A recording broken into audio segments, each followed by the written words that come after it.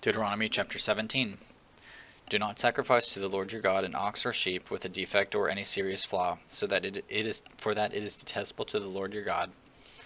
If a man or woman among you if a man or woman among you in one of your towns that the Lord your God will give you is discovered doing evil in the sight of the Lord your God and violating his covenant, and has gone to serve other gods by bowing in worship to the sun, moon, or all the stars in the sky, which I have forbidden, and if you are told to hear about it, then investigate it thoroughly.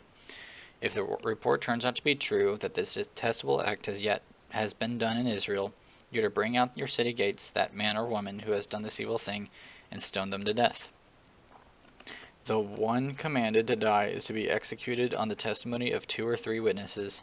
No one is to be executed on the testimony of a single witness. The witness's hands are to be first put in putting him to death, and after that the hands of all the people. You must purge the evil from you.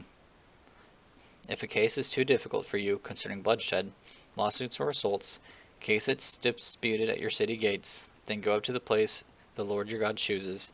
You are to go to the Levitical priests and to the judge who presides at that time. Ask, and they will give you a verdict in the case.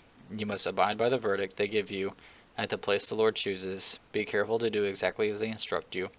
You must abide by the instruction they give you and the verdict they announce you.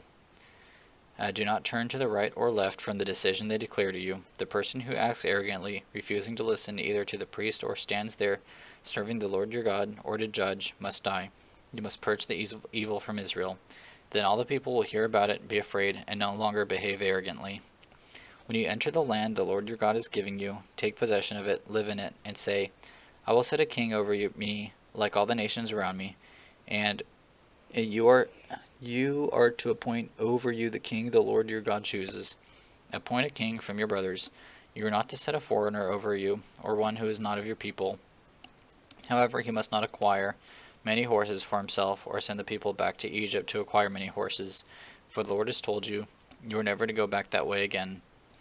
He must not acquire many wives for himself, so that his heart won't go astray. He must not acquire a very large amount of silver and gold for himself. When he is seated on his royal throne, he is to write a copy of this instruction for himself on a scroll in the presence of the Levitical priests. It is to remain with him, and he is to read from it all the days of his life, so that he may learn to fear the Lord his God, to observe all the words of this instruction, and to do these statutes.